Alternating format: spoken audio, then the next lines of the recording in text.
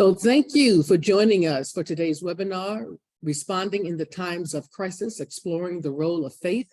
My name is Reverend Dr. Q English, and I have the privilege of serving as the Director of the Faith-Based and Neighborhood Partnership Center at the United States Department of Health and Human Services in Washington, D.C. So today is a conversation.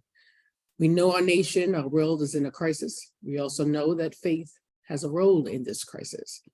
And we at Health and Human Services, under the leadership of the Honorable Secretary Javier Becerra, are committed to providing resources and support during this time. And we're going to hear later about those resources that are available. Again, our conversation is centered today around tolerance.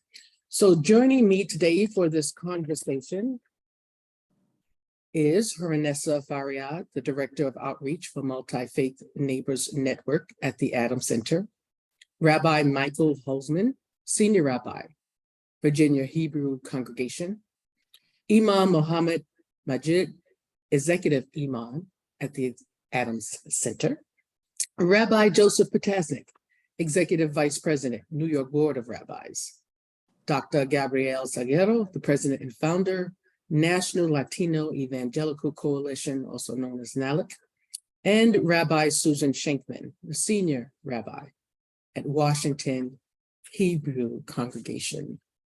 So let's get into the conversation. The declaration, as we honor the International Day of Tolerance, the declaration affirms that tolerance is neither indulgence nor indifference.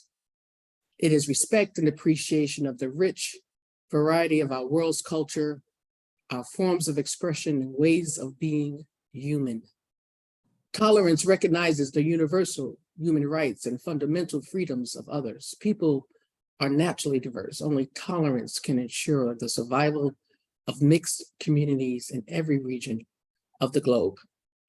Before we dive deeper into the conversation of tolerance, I would like to ask our panelists to take time to introduce themselves and talk a little about their work. We want to start with Haranessa Faryad. Good afternoon. My name is Haranessa Faryad. I serve as Director of Outreach at Multi-Faith Neighbors Network, and I also have the pleasure of being a co-host with Rabbi Susan Shankman on our podcast called The Sister Act with Dr. Sabrina Dent. And I'm also the music director of the Adams Beat Choir, which is the only masjid choir in the whole United States. And really excited to be here. I'm looking forward to this conversation in us building this idea and moving forward and building resources to be able to work with one another and live in a civilized society. Thank you, Rabbi Michael Holzman. Hi there, I'm Michael Holzman. I am one of the rabbis here at the Northern Virginia Hebrew Congregation in Reston, Virginia. We are also a satellite location for prayer for the Al-Dawes Area Muslim Society. So Imam Majid is my imam and my local imam and my good friend. And we also here at the congregation created something called the Rebuilding Democracy Project about 7 years ago, so that we could investigate the intersection between religion and American democracy and think about the ways in which faith strengthens our citizenship. So I'm honored to be here. Thank you. Imam Mohammed Majid. Thank you so much. My name is Mohammed Majid. I'm the Executive Imam of Al-Dawes Area Muslim Society and also co-founder of Multi-Faith Neighbor Network and other organizations that I'm affiliated with. But also Rabbi Holzman is my local rabbi that we host they host us on Friday, and have also Washingtonian rabbi, Susie also our nation rabbi that we work with. Thank you, Imam Majid. Rabbi Joseph Potasnik. Thank you, Reverend Q. Thank you not only for today, but for always being the consummate convener who brings people who are different coming together, recognizing we're also the same.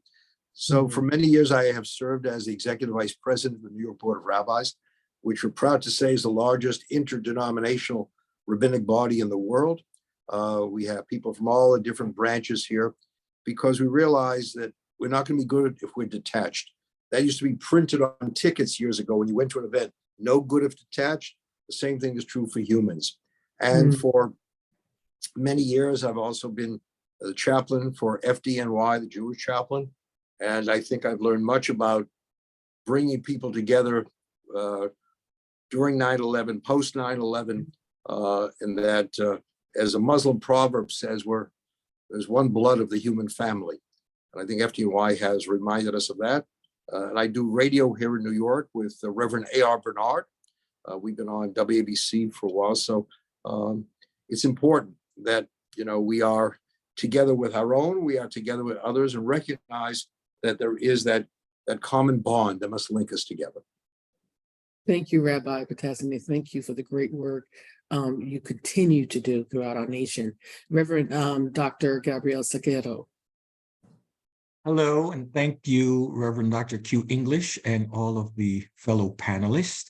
I'm so glad to be here this afternoon, and everyone who took time out of their day for this important topic. I want to thank HHS for convening us for a timely and urgent topic.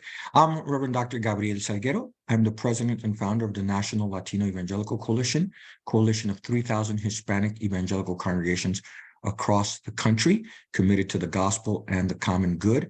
I'm also on the executive board of the Latin American Evangelical Alliance, which is all the Latin American 22 countries evangelical alliances in Latin America, US, and Spain. And I pastor an Assemblies of God church in Orlando, Florida. Hey, you're not busy, are you, Dr. Salguero? So great to have you. So great to call you friend. Rabbi Susan Shankman, please. Rabbi Susan Shankman. I am Senior Rabbi at Washington Hebrew Congregation in Washington, D.C., and with the site in Potomac, Maryland as well. As mentioned, I am a co-host of the Sister Act podcast with her, Nessa Faryad, and have done spent many, many moments with Imam Majid over the years, both here at Washington Hebrew Congregation at the Adams Center, and doing the important work of the Multi-Faith Neighbors Network, along with Rabbi Holtzman and many other colleagues. And in addition, we partner, we're part of the Interfaith Council of Metropolitan Washington, and know that, especially in this moment, how important it is for us to all come together and find common ground, and to be able to have this opportunity to share together. We're so grateful. I'm really grateful to Reverend Dr. Q English for convening all of us and for giving us this opportunity to connect and share. Thank you, Rabbi Shankman. Let's get into this conversation. As I mentioned, the Declaration affirms that tolerance is neither indulgence nor indifference. It is respect and appreciation of the rich variety of our world's cultures, our forms of expression and ways of being human. Tolerance recognizes the universal human rights and fundamental freedoms of others. People are naturally diverse. Only tolerance can ensure the survival of mixed communities in every region of the globe. Talk to me now, again, this is conversation. Fundamentally, what are the ways we define or show, exhibit tolerance? Who would like to be the first to talk to that? I'm happy to jump in. In the very beginning of our Torah, of the book of Genesis, we are taught that when God created the world, when God created human beings, God created all of us, B'Tselem Elohim, in the image of God. And that doesn't mean that we're all exactly alike or we all believe the same thing, because when we look even at this panel, we all look a little bit different. And that's a good thing, because that means that we all reflect that bit of divinity that's within each one of us. And we have a responsibility to reflect that out to the world, and to keep in mind that that tolerance is also about not just being able to sit in a room with someone, but being able to recognize that there is something unique and divine, a piece of God, a spark of God within each one of us. And how we interact and how we treat our fellow human beings is reflective of our faiths and our understanding, our relationship with God. And that no matter what someone looks like, no matter what their beliefs, no matter how different we might appear, even when there are those who might be hateful, that we still have a responsibility to reflect the divine in each of us, and the humanity that is within each person. Mm-hmm. Yeah, thank you, Rabbi, for that. I think for me, the gospel isn't instructive, particularly the Gospel of John. I'm a Christian, and it tells us that God loved the world. And you know, when we talk about the world and in the Torah and in other sacred writings, love your neighbor as you love yourself, is really about recognizing the human dignity of every person. What in many of our theologies is called the imago Dei, the image of God in every person. You don't have to agree with everybody. You don't have to think the same. Unity and uniformity are not the same word, but there's a genuine respect for the dignity of every person who was created in the image and likeness of God. And for me, that's rooted in a very, very gospel virtue and a deep virtue of many of our faiths, which is love of neighbor. And I think that is the root for us as a virtue, to have tolerance for other people, whether we agree, disagree, look the same, don't look the same, from different faiths, from different traditions. Thank you. If I could just pick up on that, love your neighbor. Someone said years ago to me, love your neighbor is the most difficult commandment in the entire Bible. He said, especially if you have a neighbor like mine. So I think that all of us recognize that loving a neighbor, and we begin with tolerating. I mean, I think we aspire to love, but we have to begin with tolerating. It doesn't happen by simply living next to someone. Relationships are inspiring and infuriating. And one of the ways that you get to develop a relationship is that you have to listen to the other, not just talk to the other, but listen to the other. I think one of the failures we find is that people are not ready to hear the pain of the other person. They're ready to express their pain, but not ready to hear what somebody else has to say.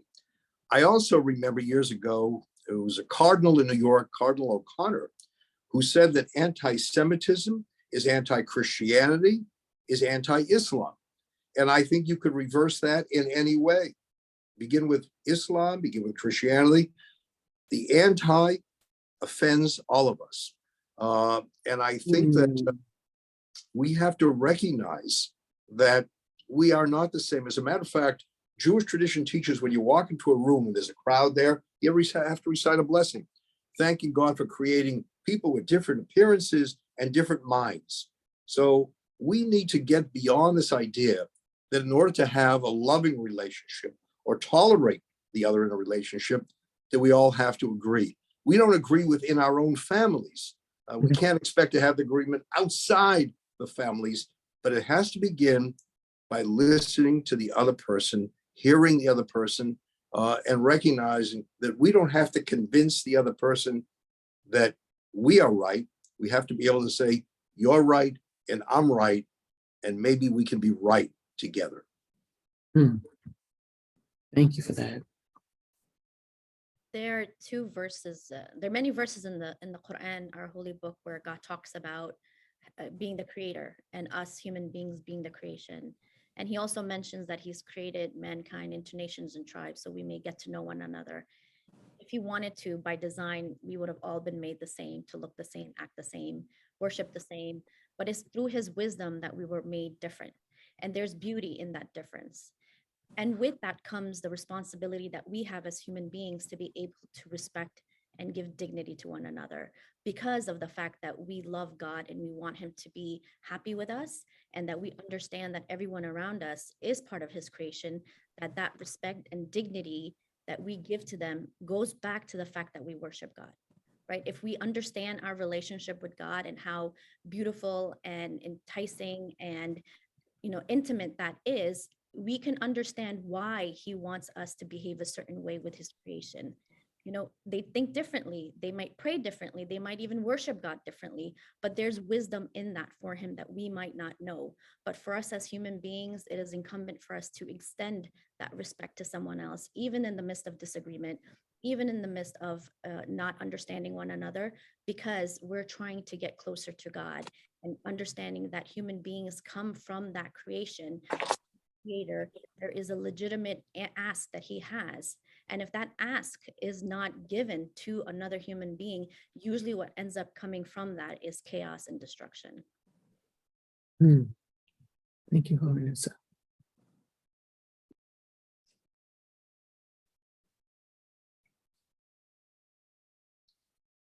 I was waiting for my rabbi to speak, the other rabbi, but it seemed like he yelled to me. Yeah, One of the most important aspects of this is to see people as people. First thing to begin with, humanizing one another. The minute you dehumanize another person, you will not be able to tolerate them. Therefore, seeing people as people, number one. Number two is as my reverend here said, my close friend, that talking about the dignity of human being. And I think every human being have a right to live a dignified life. And other is a diversity by design, as my other imama, just joking with Saudi, that diversity by design, because God Almighty have created all of us intentionally by design diverse. That's why I don't believe tolerance is not to melting pot. Don't melt anything. We're a salad bowl. And tolerance is not color blind. You have to recognize people's color. God created us with color. We have to recognize color and celebrate colors. And tolerance is to see every human being as a potential great contributor to this human family. There have been so many wise and wonderful things that have been said so far. I have only a little bit to add, and that would be to say my wisdom about tolerance, or my guidance about tolerance, actually comes from the other end of the Torah, the very, very end of the Torah, where Moses is coming to the end of his life, and the Torah is very, very clear. Never again did there a prophet arise in Israel like Moses, who spoke to God face to face. And I know Christianity has the same idea around Jesus being singular, being part of God. I know Islam has the same idea around Muhammad, peace be upon him, being singular, no one else being like him. And I think that the lesson of all these faiths is that as humans, we have to have humility to recognize that whatever I think I know for sure, I don't. Only God is sure. Only God has absolute truth. The rest of us are struggling to find truth. And that means that we're equal in the darkness. We're equal in our search for truth. We try and seek after truth together. But tolerance for me begins in the awareness that I can never be 100% certain that I know the right answer, and that someone else may be closer to that truth, and I should be listening to get closer to that with that person. Wow. So we're hearing about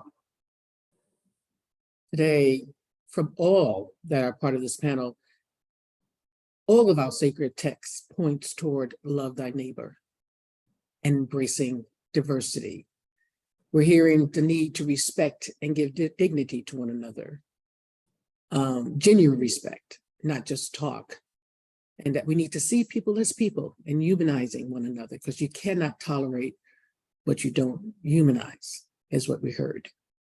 And as humans, we have to have humility to say, what I think I know for sure, we have to admit that we too are struggling to find truth. And what we think is not absolute.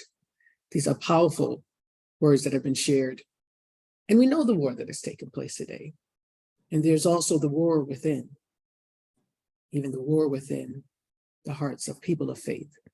I want to move our conversation in dealing with tolerance, talking about tolerance as it relates to grief and pain. This is a very important conversation, because we know all over our world, there is grief and there is pain. Rabbi Michael, I would like for you to start us out. You made a statement about the art of disagreement in our previous conversation. Can you expound on that for our audience? And then the rest, I want you to piggyback on that, but also want to take a deep dive on tolerance as it relates to grief and pain. Rabbi Helsman. Sure, thanks. So, disagreement is a practice. It doesn't just mean that there's an issue or a subject that two people diverge on. It means that there's an emotional and a psychic experience of a question of legitimacy that I might feel inside when someone who I care about doesn't see the world the same way. And that creates a kind of psychic tension, spiritual tension. And to bear that tension while remaining in relationship with someone, it takes strength, it takes practice, it takes, it's an art. It's something that has to be honed. And one of the problems we're facing right now is that when we're in grief, when we're in pain, just like a child who is hungry or has something like an illness and can't tolerate their parent giving them an instruction and throws a tantrum, right? We're all like that when we're in grief or we're in pain or we're hangry. And it's much, much harder to bear the psychic tension of disagreement with someone when we're also coping with a pain or a suffering or a grief or an anger or a fear because of other events that are happening in our personal life or like we're experiencing right now in the world. The events that are happening in Israel and Gaza right now are so especially difficult because we're seeing these images that are just horrific in our phones. And never before in human experience have human beings and human brains been confronted with such horrific images in the palm of our hand 24/7. And so a lot of people are doom scrolling. A lot of people are experiencing this negative stimulus. And the emotional impact of that makes it really hard to bear the pain and the grief. And then on top of that, to be with someone else that they disagree with. That's a lot to ask of the mind. And so faith has tools to help us do all of that, but it requires a practice. And people who have done a lot of practice in disagreement are more capable at this time to lead and to help shepherd communities through this moment in time. So, that's part of my philosophy around this art of disagreement. Thank you for that, Rabbi Holzman. Who would like to talk next? Chime in next. Rabbi, that is so very instructive on how our pain, when we're in pain, any human beings in pain, it's hard to see beyond oneself or to hear beyond oneself.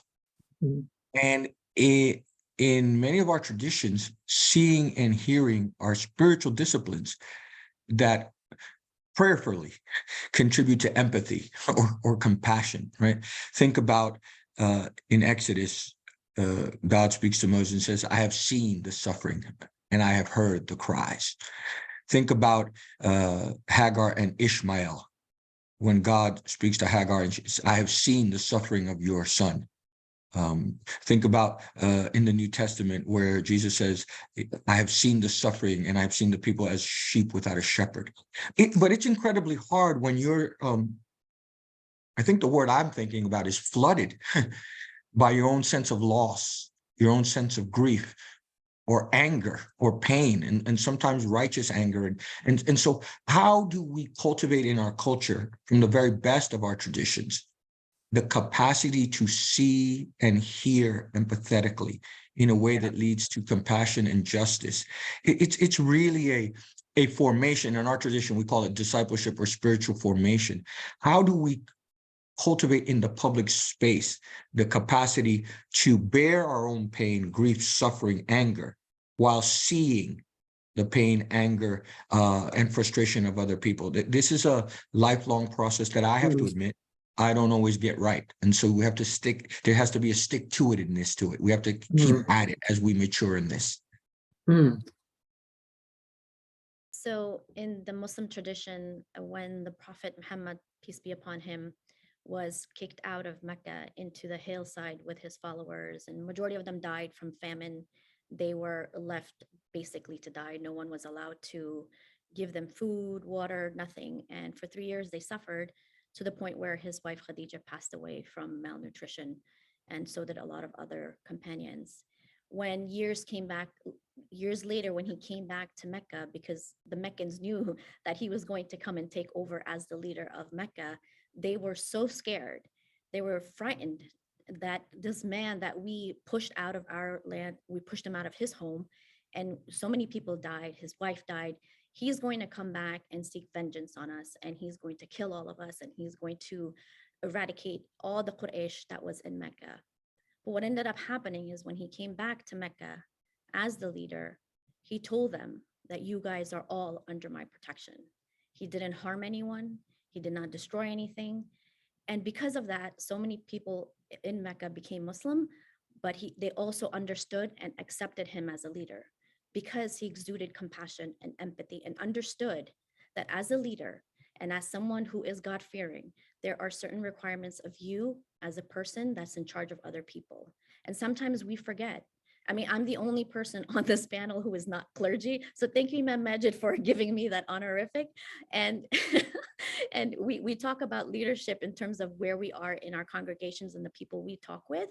But we also understand that as faith leaders, we have a responsibility to the people who walk with us, who talk with us, who sit with us, that we explain what it means to be human. We explain to them the whole concept of the etiquettes of conflict, right? We all have that in our faith traditions. And even if you don't believe in God, still you understand there is an etiquette that you're supposed to exude because it feels right inside when you give someone that honor and that dignity to be able to sit and listen and not go in there trying to debate and trying to prove yourself right. And at the end of the day, walk out and say, woohoo, you know, I proved myself right to this person. And you go on, but yet you have no idea what that person was going through. You didn't stop to think or listen to hear what they have to say, regardless of whether you agree or not. That's not the point. The point is to listen and to be able to be a leader who can actually put themselves out of the context of their own reality and listen to someone else and really feel the pain that where they're coming from, and how they can maybe help them process that pain. We have at some points in our lives haven't been taught that for the most part, but I feel that if we stopped and looked at the examples that we're talking about even today on this panel, we can see that there's so many great examples of how we're supposed to show up for people around us every day. Reverend Q, I recall you some time ago, you also convened many members of the clergy to confront the COVID crisis. I remember together we opened up houses of worship that became sites for receiving the vaccine. But one of the things we also did is when we lost so many to COVID, we were together to mourn for them. I remember Lincoln Center in New York, there were weekly performances recalling the names of all of those people. And we also said it's not enough to know the name, you have to know the family associated with the name. But I think one of the things we also learned is we can't wait for a tragedy to spend time with the other. We sometimes wait too long before we're present in that difficult situation. So it's incumbent upon us to develop the relationships. And I think we can be proud of many of the relationships we've established over the years. I recall Maimonides Hospital in Brooklyn. I don't know if everybody knows where Brooklyn is, but it's a prominent place in New York. There was a blood drive for someone who was deathly ill. Now, Borough Park, where the hospital is comprised of two groups of people, Muslims and Jews. And those who reached out to donate the blood were Muslims and Jews. And I think we all learn from that yes, we have to respond. We have a responsibility, but let's not wait for that crisis to have that outreach. The day before, you know, I think some of the tragic words in our English language are if only and too late. If only we had done this a little bit earlier, but we didn't. And now it's too late. So I would hope that, you know, we are there for each other, but let's also find we can be there in celebrations of life. And of course, be there when there are tragedies in life, because we share that bond that really reminds us that we are different and the same. One of the things that Judaism teaches about grief is the idea that when we go to visit with someone who's had a loss, that we're not supposed to go in sort of asking lots of questions and telling them how they should feel. We're supposed to be silent. We're supposed to wait until the mourner speaks to us to let us know what they're feeling, what they need, and we can make certain assumptions. But really, as we all know, even in one family, grief is not the same. The experience of grief is not the same. And while we can all be holding grief in different ways, we might each need something different. And that grief feels different for each of us. And so part of that silence is not it's not passive. It's an active silence. It's demonstrating that love and that care, and that I'm here to hear what you need, to understand what you're going through, and not to make assumptions based on the grief and the pain that I might be feeling. And making that space, it's there's this concept in Judaism of tzimtzum, that we take a step back to leave space for others. And it doesn't mean that we don't have a voice, but it means that there's an opportunity for multiple voices to be heard, and that expression of whether it's grief or pain or support for that to be expressed as well. And I think that's really important in this moment, because there is so much pain. And rather than taking that step back to hear what others are feeling, I think there's this what we're all hearing and seeing out there in the world is people trying to speak more loudly than the other, to let others know what they think, what they feel, but not making space for the other, and that there's only one way that we can be in this moment. And as we talked about earlier, so many of us express that idea of the diversity and the beauty that exists in that diversity of humanity. And we have to recognize that that's something that is true about the pain as well. And that there are multiple ways that there can be, and I know Hernessa and I have talked about this, there can be two truths at the same time. There's this Jewish tradition called tochacha, which is that, there may be two truths that are both absolutely true. And how do we understand and come to terms with that, recognizing that it doesn't help, going to Rabbi Holtzman's original suggestion about how we have these conversations. It doesn't help for me to say, my goal is not to try to convince you that I'm right and that what I believe is what is the only truth, but to be able to be in conversation, dialogue, and those conversations that allow that recognition that you have just as valid a pain that you're experiencing, and we can hold those together, even knowing that there's a difference. And that's where we create those opportunities for holiness. It's what the rabbis of the Talmud taught, Rabbi Hanania, who taught that when two sit and speak words of Torah, that they draw God's presence, the divine presence, to dwell among us. And I've always understood that to mean not just specifically the text itself, but the relationship and what we learn when we're in dialogue and when we're in real relationship with each other, provide that space for God to be present as well. And with that, we can really be able to begin to hear one another and respond to the needs of the other. This is really all been well said. I would say two things. Number one, we have to model to our young people in schools, in universities, everywhere, that how should we recognize the pain of one another. And what come to my mind, two incidents during the Prophet, peace be upon him, time. One is that there's a funeral of a Jewish man was passing. And the Prophet stood for the funeral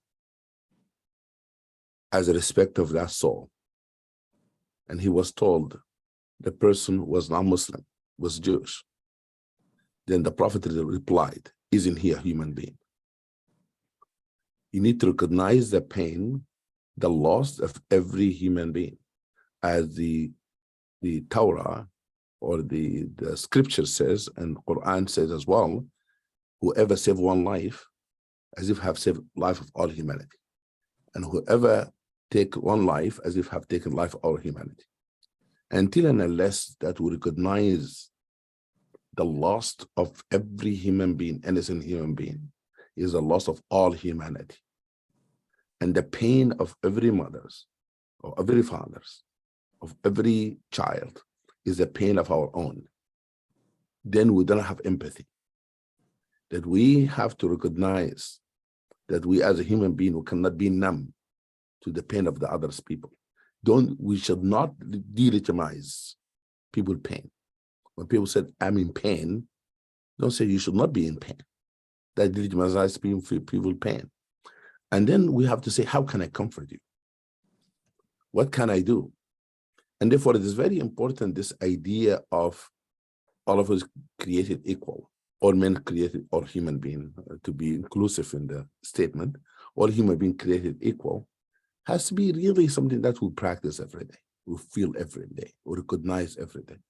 And one of the things that I want you to end with is that the Prophet, peace be upon him, in Islam, he gave a speech in last speech of his, farewell speech, I call it. He said, all humankind, there is no superiority of Arab over non-Arabs, over black over white, or white over black. All of you belong to Adam, and Adam was made of dust. As we bury somebody, we say dust to dust and ashes to ashes. That's what it's all about. That we have to recognize the humanity and the equality of all human beings to be the same.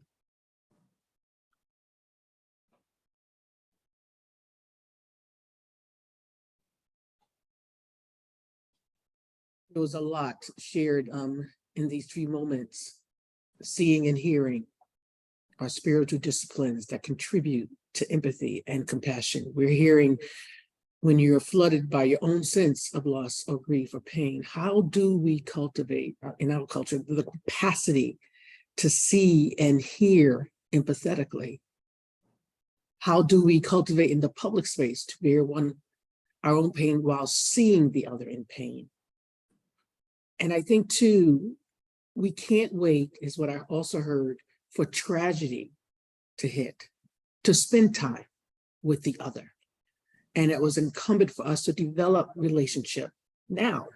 And when you think about that, if you're already on that road when tragedy hit, there isn't a separation, but you look for ways to come together. And I think that is the test of true tolerance. I believe, Imam Majid, you mentioned that yesterday.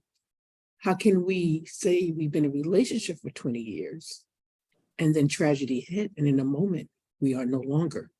So the need I'm hearing to cultivate and spend time with one another is not when tragedy hit, but it's now.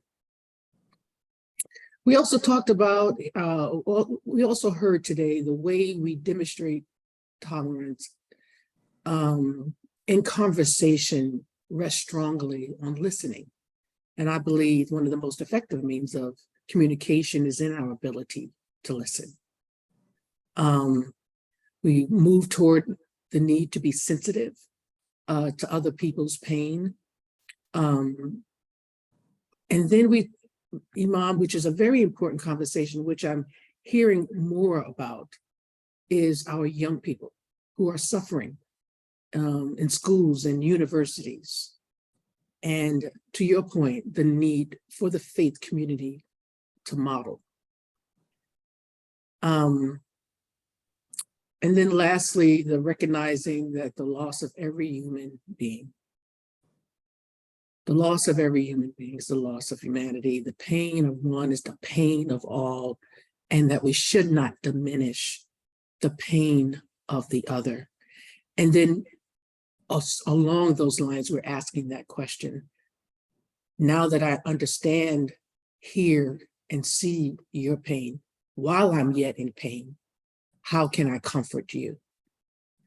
And I'm hearing us say that that is the role of faith. These are ways that we're exploring right now and how to respond in times of crisis, knowing that all men are created equal, and that needs to be practiced among us. With that in mind, I want to segue now into the discussion on the models that are working in your area and why is it working? And what are some of the challenges? And everyone on this call has been instrumental in forging interfaith relationships and building upon it and showing up, as you would say, through the eyes of faith. So let's just start talking about some of the models that are working with those that are on the phone. Can we begin with Haranessa and Rabbi Shankman. Talk to us about your model. How's it working? Different faiths. You're working now. We all know, again, we're in times of crisis. What's working and what are still some of the challenges? And I will start with Haranessa and Rabbi Shankman. I would like to move from there to Rabbi Holzman and Imam Majid, then move from there to Rabbi Tasnik and the Reverend Dr. Saget. Much, Reverend Dr. English. So I've known Sue for a very long time, even before we started collectively working together. And we got closer when I reached out to her to come on this podcast with me, mainly because whenever we were at faith-based events or conversations, it was very male dominated. And I felt that women were shut down a lot of times, which they are. And Imam Majid will agree with me on that, as will everybody else, right? And so we started this podcast and we had Dr. Sabrina Dent, who is a Black Christian scholar, join as well. So we have 3 different faiths coming together as women and having this conversation. And we've talked about so many different things on the podcast. And it was a way to have content out there for people to listen on how women of faith can actually forge a friendship, can actually have each other's back and build on this and have content out there for people to use as example. And, you know, Sue has invited us so many times to her congregation. I think I probably know it inside out pretty well and not get lost. And she's come over to the Adams Center many times as well. And we've hosted each other. And I have posted things on social media about our friendship so people can learn from that. It's one thing to forge a friendship and have this relationship built over the years, but if no one's hearing it, no one knows about it, there really is an example for them to use and really see people live in their communities actually doing the work and having this conversation and building on this relationship. I know for a fact that if I were to get sick and I was in the hospital, I know Sue would definitely come and see me. I know Rabbi Holtzman would come and see me. You know, these are our local rabbis here, and any other clergy that's close by that I work with will come as well. And that's because we forged that relationship of friendship. We go out to eat for lunch, for dinner, we host each other. I know about her family life. She knows about my family life. A lot of times Sue will give me advice. You know, I'm a single mom. I'm running around trying to take care of 4 girls by myself. And she will be like that reasoning voice because she's a bit more calmer than I am. And she will tell me like, Haranessa, let's talk about this. And how does this make you feel? And so there's always that grounding of being personal with one another also. And it's not just conversations about work. She knows exactly what I'm going through. And then she invites me to her, you know, daughter's bat mitzvah and events in her family that are very close. And all of that forges this relationship of us having each other's back. And that comes with the notion that there are a lot of things we don't agree on. And that's okay though, right? Because our relationship isn't based on me convincing her of anything or her convincing me. It's about this love of humanity that we have for each other based on our faith and this thriving issue of just trying to set that example for other people. And I'll let Sue add to that.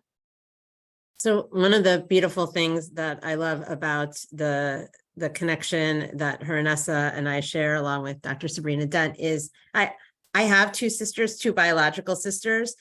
They may be watching or they may watch this later.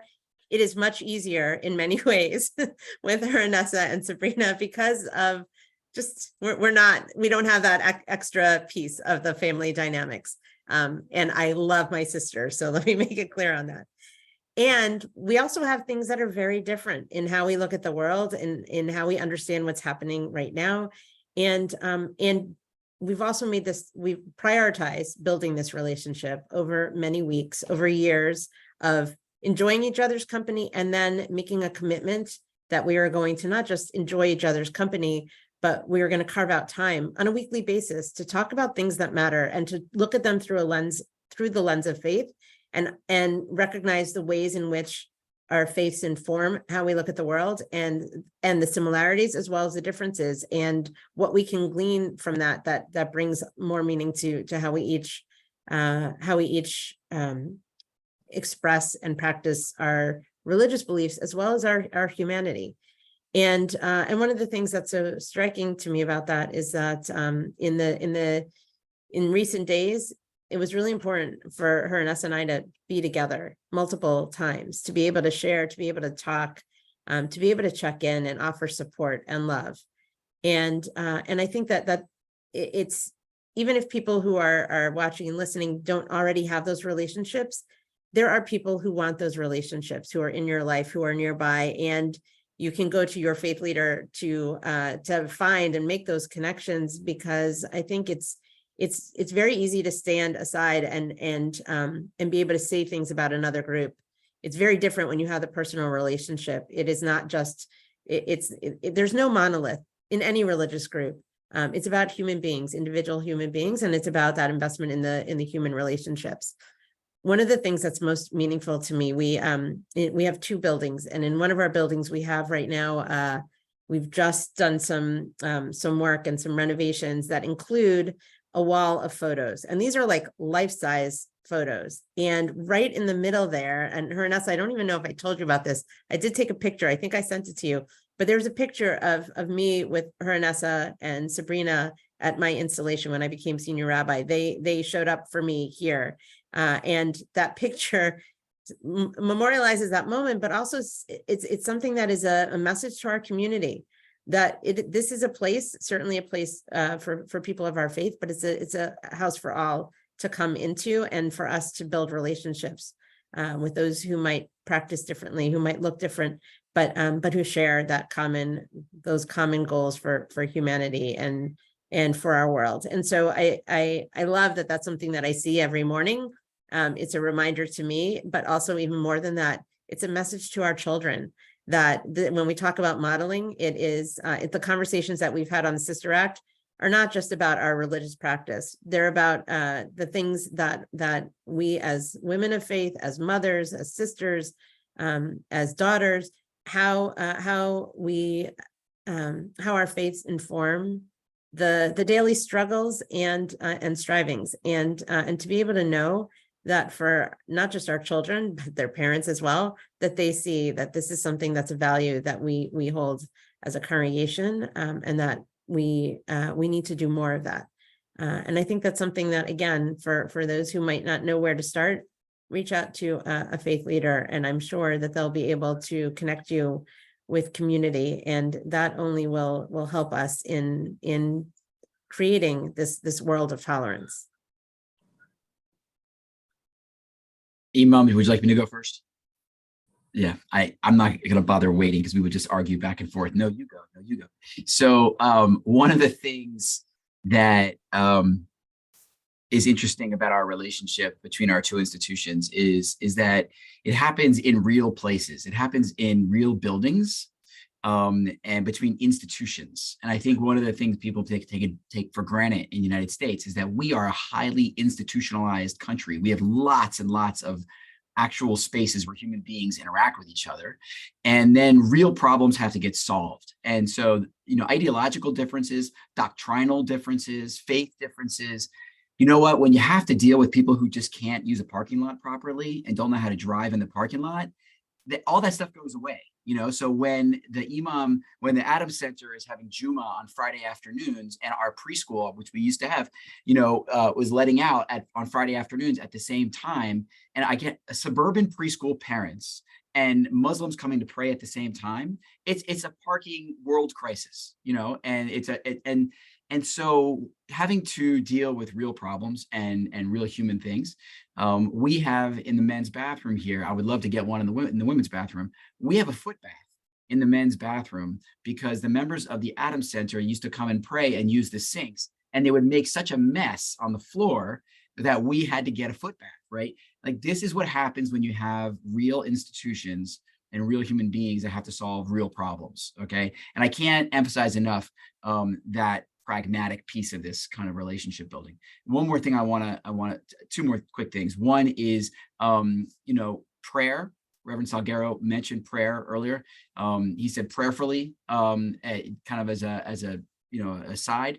I can't emphasize enough how important it is that we have prayer in our building and the same room.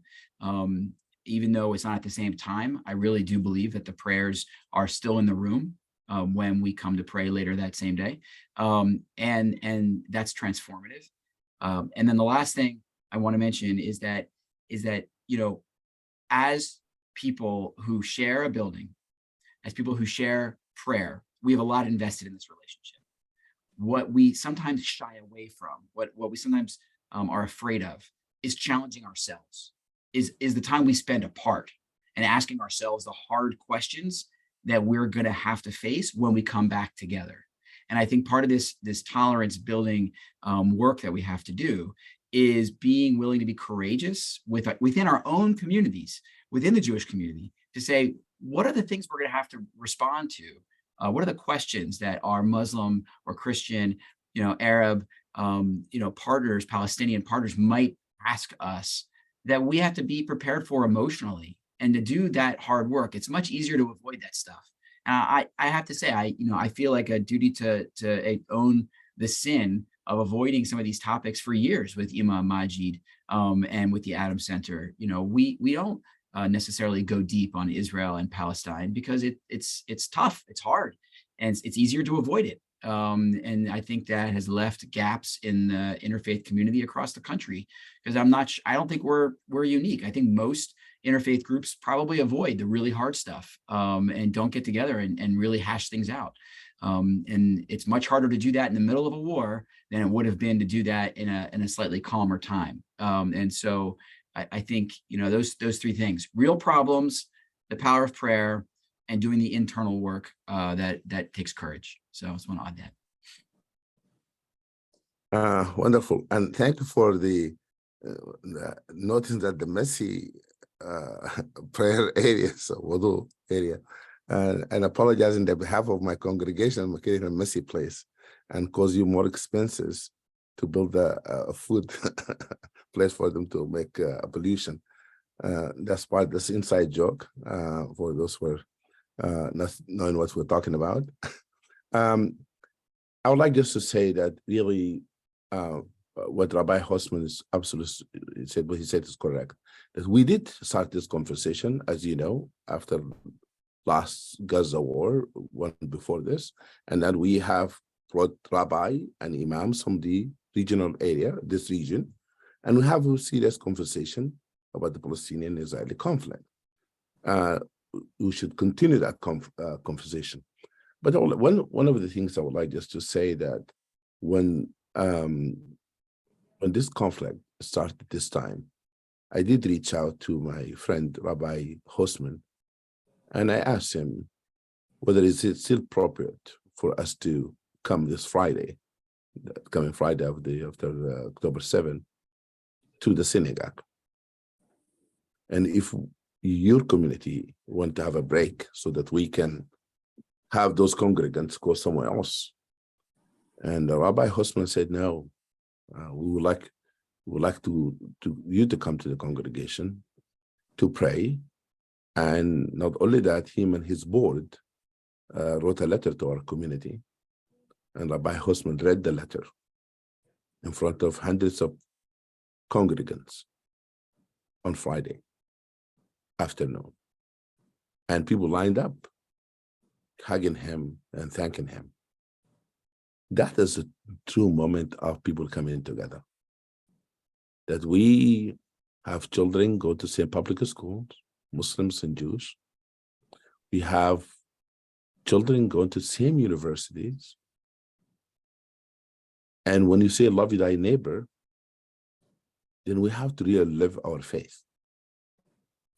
And to recognize the pain and suffering of people. And it's very important, I think, in building true relationship, is to build the trust to the extent that you can see the other person's pain, but also recognize the point of view of the other person, where they're coming from. One of the challenges I think they're going to face us as interfaith community, whether we stay strong in the time of crisis or fall apart. And how can we, as leaders, really model the examples of standing together against anti-Semitism, Islamophobia, bullying of children, and intimidating of children on those university campuses? This is really a very important thing for us to do. And who can do it better than people who've been building relationship for a while? And then they become the voice of reason at the time of emotion very high and tension is very high. How can we tell the whole nation that we do not want any child, young person, Jewish or Muslims, walking in those university halls, feel intimidated, feel that they cannot feel safe, they cannot go to the dining table, they cannot, express themselves. We need to model this. But, I have children myself, I have 5 daughters. And, that they go to university campuses. Well, it's very important for us, I think, at this moment, is to call upon our community to live their faith. A Muslim should not be a reason of a Jewish student not feeling comfortable walking in that hall and practice, they have to practice their faith, not to have anti-Semitism, any kind of behavior toward the fellow Americans and fellow classmates. The same thing from the Jewish person. Should walk in that hall of the university cannot be Islamophobic and should not come from a Jewish person to the Muslim person.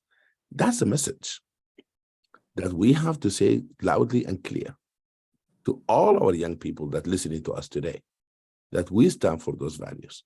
For I really appreciate what this synagogue have done for us, this congregation, for hosting our community for 15 years.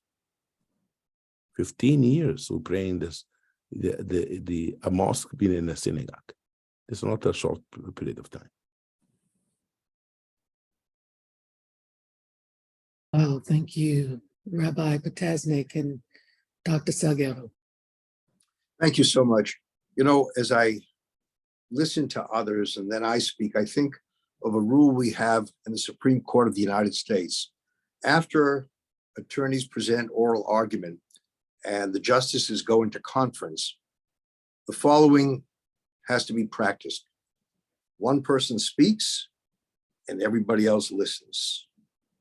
And when you get your chance, you are not allowed to say, I think my argument is better than yours.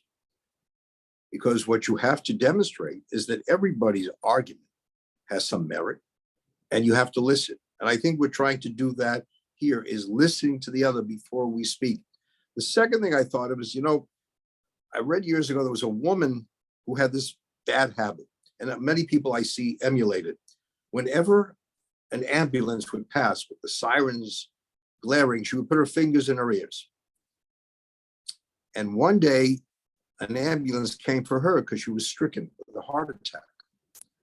From that day on, she realized, let me not put my fingers in my ears because they're going to help someone else. They're going to save another life just as they saved my life. And I think we too got to take those fingers out of the ears and hear one another. When you go to the airport in New York, and I'm sure it's true of other places, you have the faith chapels. But the way it's constructed here at Kennedy, you have to walk by other faith chapels, either to get to your own or when you leave your own. There's no way you can just get out and avoid the other chapels. You go on the Verrazano Bridge, all the faith chapels are there. You can't pass the bridge without going by all the other faith chapels. And maybe that says to us that you want to travel safely, you better learn to travel and live with one another. So what we're trying to do here in New York is to meet with student leaders on different sides and to bring them together and to talk to each other, not just demonstrate, but let's have a discussion and let each student leader hear the position of the other student leader. And you can't speak until you hear the other person. So I think we have a lot of homework to do if we're going to make a difference. Clergy are used to speaking, but we have to show that we're also used to listening. And I was very touched by some of the examples that I heard before. And I hope that we will model, as Imam said, young people that they want 3 things from adults. They want a hand to hold, they want a shoulder upon which to lean, and an example from which to learn. we got to provide, if not all three, at least the example from which to learn. And we're trying to do that, I hope, inspired by these conversations. Yeah.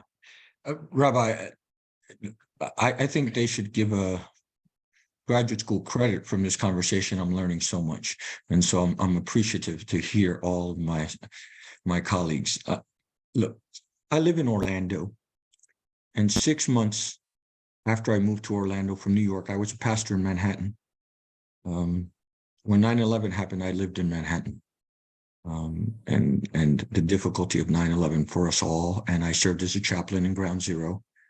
And next to me were Muslims and Jews and Sikhs and Buddhists, and it was just the great mosaic that is New York City.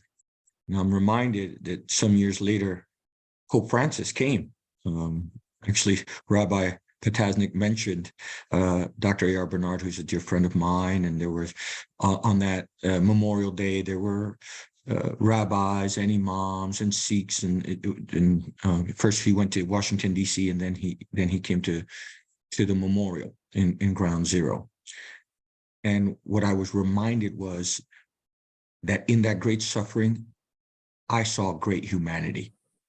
I remember being in New York City and people giving people rides out of the Lower East Side of Manhattan, and they didn't ask you if you were Jewish, Muslim, Sikh, agnostic, atheist. They were trying to get you out of harm's way when buildings were collapsing and dust was just rushing down the Lower East Side of Manhattan. And I said, my goodness, we're learning something about the resilience of New Yorkers and the nation, because the same things happened in Washington, D.C. and in Pennsylvania and other parts of the country. In Orlando, the Pulse shooting happened. And I remember people from synagogues and imams and others encouraging people to bring water and to donate blood. I remember the lines in Orlando of all types of people donating blood after the Pulse shooting. I remember hosting a funeral at our church of one of the victims of the Pulse shooting. And my son is now imam, like your daughters and others, in university, where there's a lot of great tension. It seems to me that one of the things I'm learning and I'm hoping to teach is that faith has to help us balance conviction and civility. I can have deep conviction. I can believe deeply the core tenets of my faith, but that should not obviate my capacity for civility, humanity, and empathy.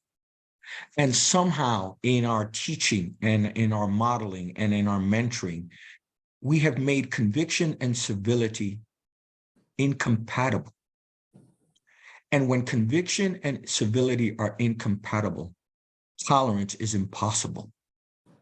Yeah, I think I need to say that again, because I think I'm going to call my son, who's he's afraid. I'm just going to say it. He's afraid to say anything. He's afraid to talk to certain groups, lest it be misinterpreted as some allyship with the wrong. And I'm like, my son is a freshman at an Ivy League university, and we can't, or I have failed in teaching people how to balance conviction and civility. I am a Christian. I am the son of a Christian pastors. My father and mother are both ordained. I love the Christian faith. I love being a follower of Jesus, just as people love being part of their tradition. But at the same time, I had to teach my son. I only have two sons. My sons, hijos, la convicción no es la enemiga de la civilidad. Conviction is not the enemy of civility. If anything, the deeper your conviction, the more civil you should be. And I don't know where in our formation, in our developing of clergy, of pastors, of leaders, of professors, of faculty, of politicians, of ambassadors, we've missed the mark, if we have, on, hey, it's okay to have deep conviction. but that deep conviction is not a license to be uncivil. And so Jesus, whose teachings I follow, was a man of deep conviction, but had great generosity of spirit, right? And you've heard the stories of other faith heroes who deep conviction, but great generosity. And so part of the spiritual task, right, is how do we balance conviction and civility? So you're not obviating yourself. You're not saying what I think doesn't matter, but at the same time, you're not, because of your conviction, committing imposition in a hostile way that doesn't allow you to hear someone with whom you may have deep disagreements, but at the same time, deep agreements. And so part of the task of spiritual work and pastoral care is teaching us and learning how we balance conviction and civility in humane ways. Wow, thank you all for sharing such rich wisdom nuggets. Hearing that relationship is not built on agreeing with one another, but appreciating the disagreement. We work together, is what I'm hearing from Haranessa and Rabbi Shankman, to recognize the ways our faith informs how we see the world together. We work together to solve real problems. And then I heard that we need to be courageous in dealing with hard questions. And the real fear is challenging ourselves. And throughout all the conversation, we're hearing, love thy neighbor, love thy neighbor. And yes, Rabbi, it is one of the hardest verses in our sacred texts.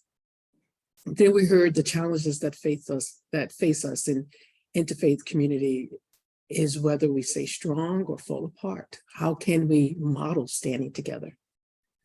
As a community of faith, we need to be the voice of reason. And no child should feel intimidated when they walk through the corridors of our universities and schools. That's been repeated on this call. We need, as community of faith, to model tolerance and understanding. And then what also resonated was the need to call our community to live their faith, not just talk about their faith, because faith must be practiced. And I believe the comments that we're hearing here together is developing that model. We segue into, again, the effective means of communication through the art of listening. One person speaks, the other listens. We can't say our viewpoints better than the other. We must listen and take our turn to speak, because all voices matter. I love the analogy, Rabbi Ptaznik, on the need for us to take our fingers out of our ears, because a lot of time in conversation, we're just thinking of waiting for them to stop talking so we can defend our own points. In great suffering, there can be great humanity. There was hope.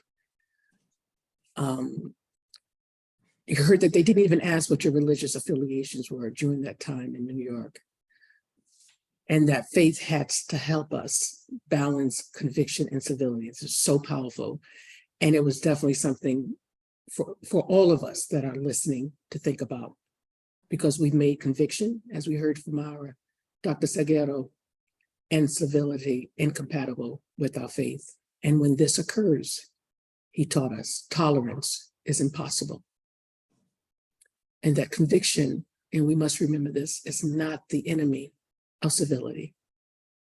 The deeper your conviction, the more civil you should be. And that our deep convictions is not a license to be uncivil. And the question we ask ourselves is, when and where did we lose sight of this? And we need to get it back. We need to find the balance. Thank you for these rich nuggets shared today. And as mentioned, at Health and Human Services, we are committed to providing resources and support during these challenging times. And one of these ways, and it's been resonating in all of my conversations today and yesterday, and Over the past several weeks, one of the ways is we provide mental health resources, which we know are very much needed. And I want to thank Assistant Secretary Miriam Delphin-Rittman of the Substance Abuse and Mental Health Services Administration and her team in intentionally creating a mental health toolkit just for these times. So at this time, I'm going to turn it over to Maggie Terry to share those resources before we go to closing comments from our panelists. Maggie? Thank you so much, Reverend Dr. English, and to everyone here. Thank you for this opportunity to share resources from SAMHSA, the Substance Abuse and Mental Health Services Administration.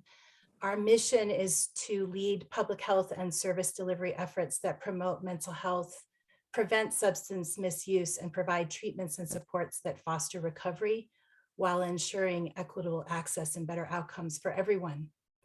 We want to share with you all a list of resources we have compiled that has been developed for people working with and supporting individuals and communities emotionally impacted by the Hamas and Israel conflict. This list of resources is intended for various populations and service sectors, and I believe a link to it is being shared while I am speaking. And the document will be shared as well as a follow-up. The resource list includes materials focused on responding to hate crimes and other violence motivated by prejudice, resources for and about specific populations, including children, families, schools, refugees, asylum seekers, and others new to the United States, and responders. Information about international incidents and general behavioral health needs during and after crises, mass violence and terrorism and trauma, and resources for acute behavioral health needs. Thank you once again for giving SAMHSA a chance to share these resources and to join this important conversation. At SAMHSA, we know that human dignity, seeing people in their wholeness, and deep listening to understand each other through our lived experiences are central to mental health. Thank you. Thank you so much, Maggie. And thank you again, SAMHSA, for making these resources available to those in our nation and around our world. So at this time, I'm going to allow our panelists to provide closing comments, starting with Rabbi Shankman, followed by Haranessa. Rabbi Potaznik will conclude it for us, but Rabbi Holzman, Imam Majid, Dr. Seguero, and then Rabbi Potaznik, in that order. Thank you. Thank you. And thank you again for this opportunity to be together. I'm reminded of a midrash, a parable that talks about a person who's lost in the woods and trying to find their way out of the forest, and they've been walking for hours and can't find the path out until they come upon another person coming from the other direction, and they say, my friend, I don't know where to go. I've been lost here for hours. Do you know the way out? Can you show me how to get out of the forest? And the other person says, I too have been lost. And I can tell you this, the way that I have come is not the path out, but come, let's join hands, let's walk together, and together we'll find our way and we'll find the path out. And I hope that this today is one of many opportunities for us to do that, to join together, to help each other, even though we know that whatever paths we've come down may not be the right path for others of us. But when we walk together, when we join together, when we turn towards each other, we're able to find a way that is that lightens the load, even though it might come with opportunities to learn about ourselves and about the other. In that learning, we're able to create a clearer path forward, and one that is filled with the gifts of and the blessings of partnership, of humanity, and of not walking alone. And when we come to this place and we don't know the way forward, rather than turning inwards or isolating ourselves, we need to turn towards one another to seek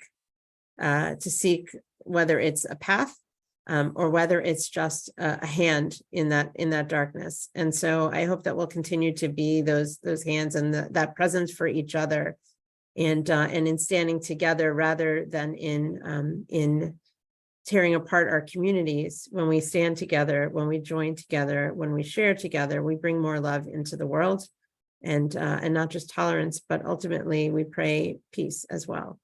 Thank you. Is it okay if Imam Majid goes before me? Because I'm at the masjid right now and the call to prayer is happening and I don't want to compete with that.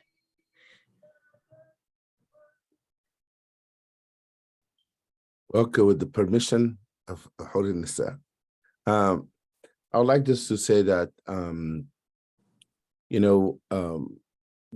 the word akhar in Arabic language means the other. It includes the word akh, which means the brother. And the word the other, it is a word brother.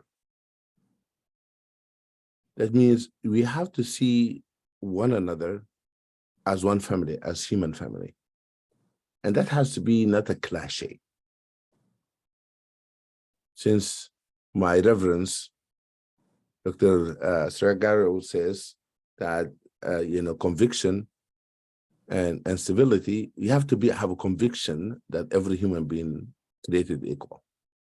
That's a conviction that all should celebrate and should have. But when I see people like you, I'm talking about all of you here in this panel, and Dr.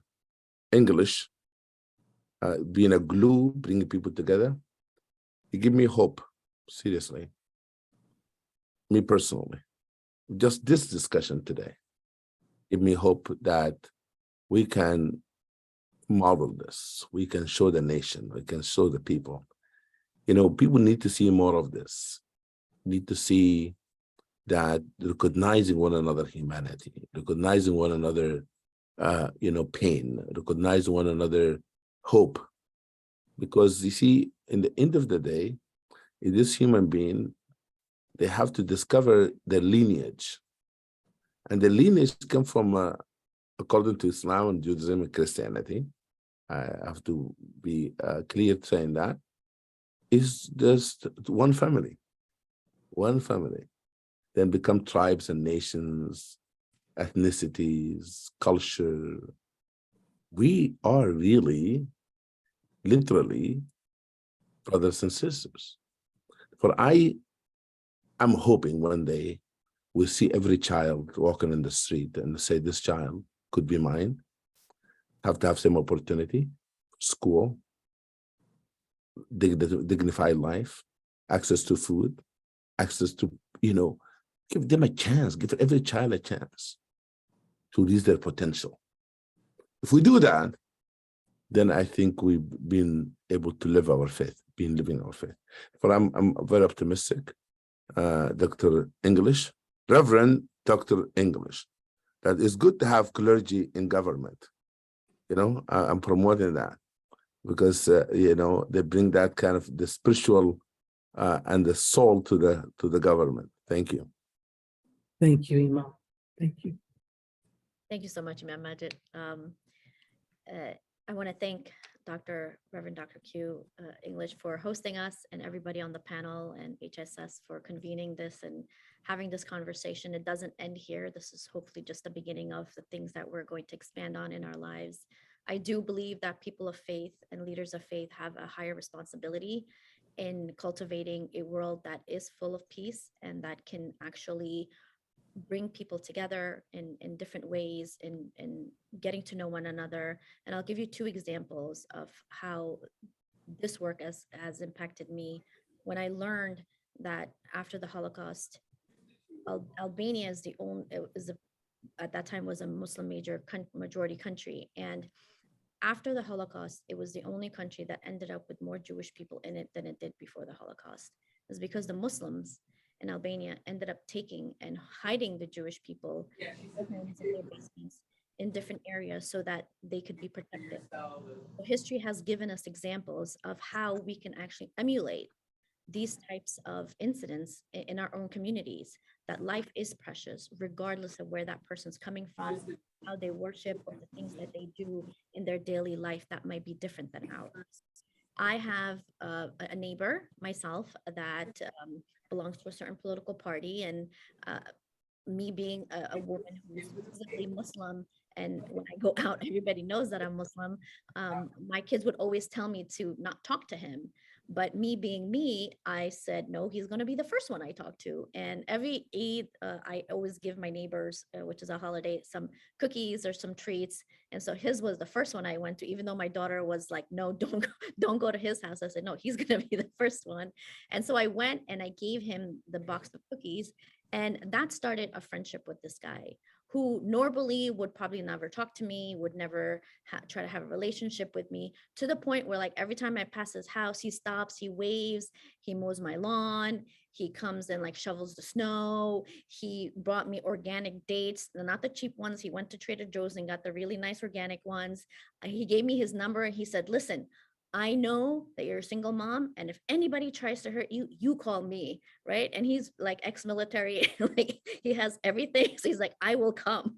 And that made me feel good that, okay, see, it was humanizing him, right? Because he probably felt like no one in the neighborhood wanted to even talk to him, because nobody does, because he put signs out on his lawn that are like really provocative in terms of like his political views. But I pushed that to the side and I said, no, I need to get to know this man because he is my neighbor. He does have rights over me, and I need to extend that courtesy of being a human to him, regardless of his political views. Now it's to the point where like, I know he'll back me up if anything happens to me.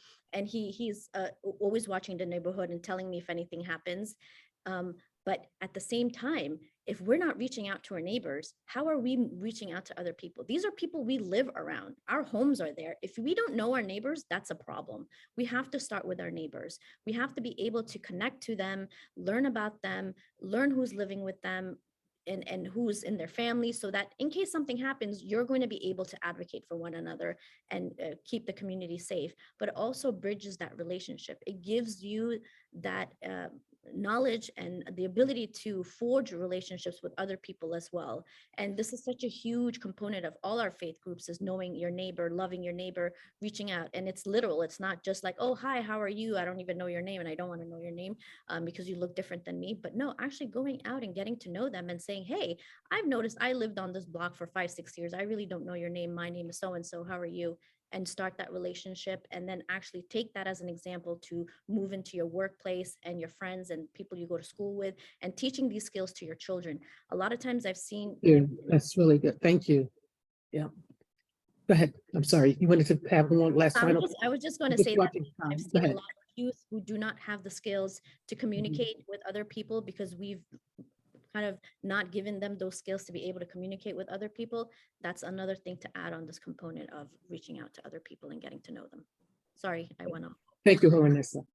That was great. That was great, Hernessa. I just want to say we started with all men are created equal, and I'm really grateful that we've been convened by the federal government of the United States of America here, and I'm very grateful to live in the USA here, because I think that we have a unique system of government in the world, and we have a unique culture of faith in this amazing democracy we have here. And faith communities like this have done so much to cultivate civility in a system where we have to have conviction. My friend Andrew Hanauer likes to say that polarization is not a problem. Toxic polarization is a problem. And our faith is what allows us to be polarized and have conviction, like Dr. Salguero said. Not just our faith, but our political system asks us to have conviction. But our faith is what keeps it from becoming toxic and pushes us towards civility. And so I was just in Monticello a couple of weeks ago, and I was in the room where Thomas Jefferson was reading the books, coming up with the ideas for the Declaration of Independence. And in the next room was the room where he had his bed. And we know that he did horrible things in that room with an enslaved woman named Sally Hemings.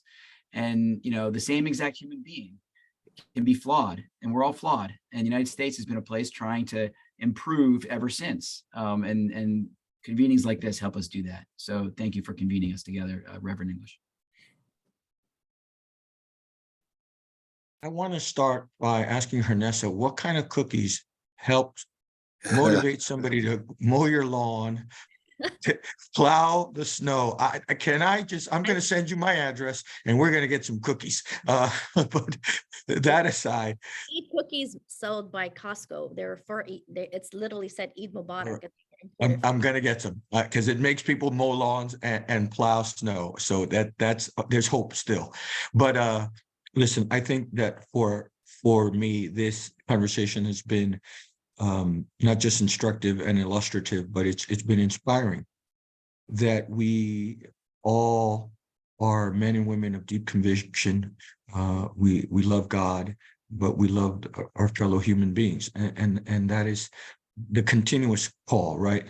How can we love God, who we cannot see, and not love our fellow human being, whom we see every single day? I think that is important, and I think one of the things that I'm really taking home is the next generation needs models of engagement and conversation that are healing and restorative, not absent conviction, not absent resilience, but that model how we, in the words of Dr. King, live to the better angels of our spirit and convert our jangling chords of discords into a one human house.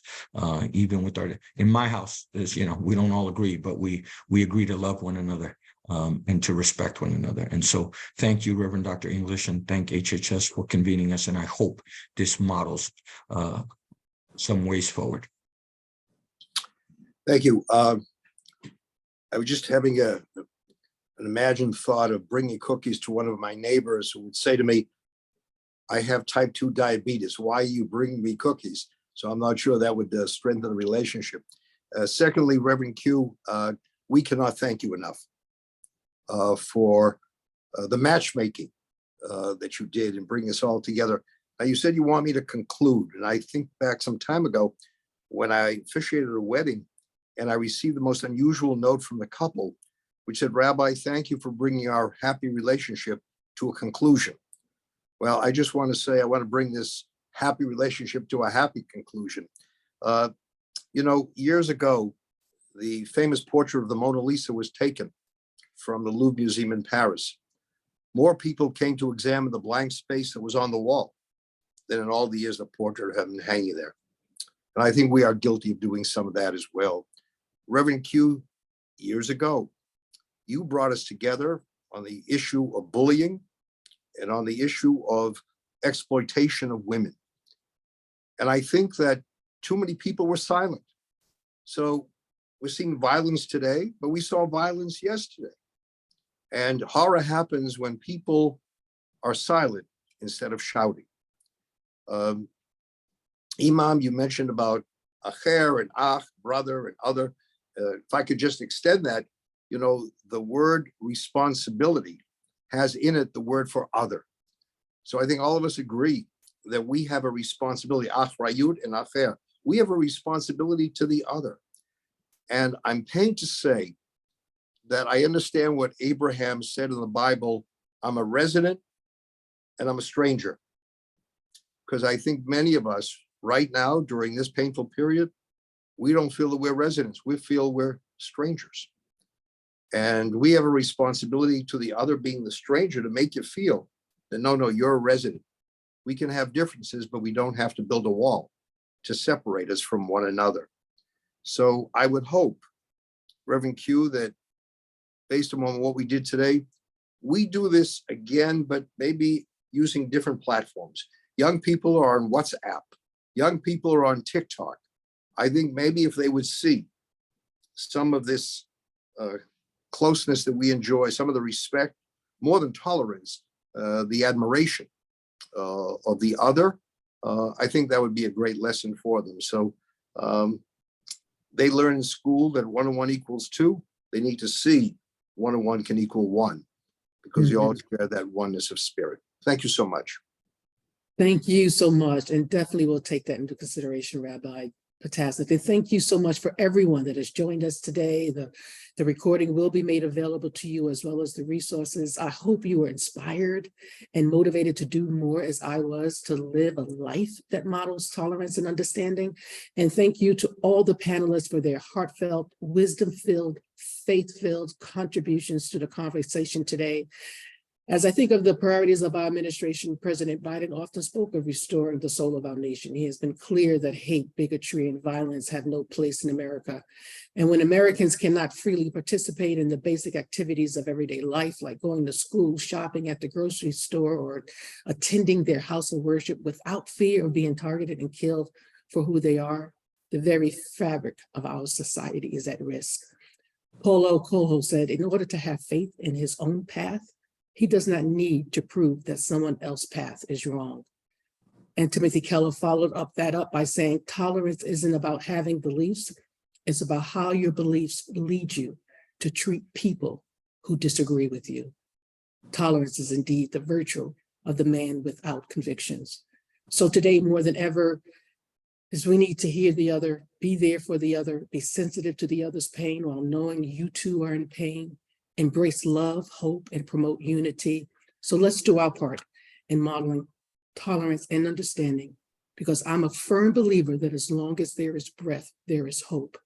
Let's continue to work together and stand together until justice has cried her last tear. Thank you for joining us. Thank you. Thank you. Thank you.